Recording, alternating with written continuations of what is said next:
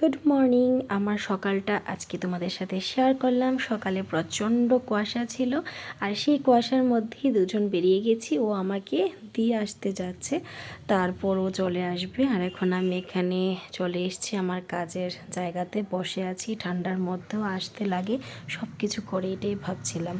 তারপর দুপুর হলো, বাড়ি আসলাম, ঘড়িতে বাজছে প্রায় 2:15। রান্নাবান্না করেছিলাম এখানে ডিমের ঝোল, হাঁসের ডিমের ঝোল, একটা শুটকির তরকারি, আর ছিল কুমড়ো ভর্তা, আর সাথে গরম গরম ভাত। এটা হলে আর কি চাই। তো এখন চলো, আমি লাঞ্চটা করে নিই, আবার আসছি। লাঞ্চে তো বললামই কুমড়ো ভর্তা একটা নতুন করে বানালাম, তারপর একটু পান নিলাম, ছাদে এসে বসলাম।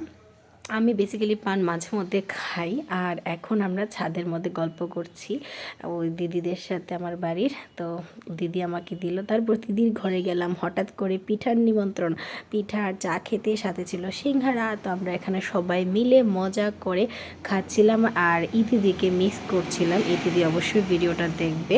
তো আমরা এখানে খুব হাসাহাসি করছিলাম, আর প্রচণ্ড ঠান্ডাও ছিল। ঠান্ডার মধ্যে চা, সাথে পিঠা।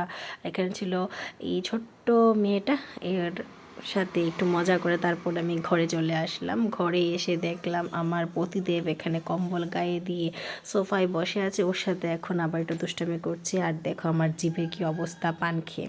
তো এখন সব কিছুর পর রাতে ডিনারের প্রিপারেশন করতে লাগবে, তার জন্য চলে গেলাম রান্নাঘরে। কিছু করে রাখবো কালকের জন্য, কিছু পেঁয়াজ কেটে নিয়েছি, এগুলো দিয়ে আজকে হবে ডিমের অমলেট।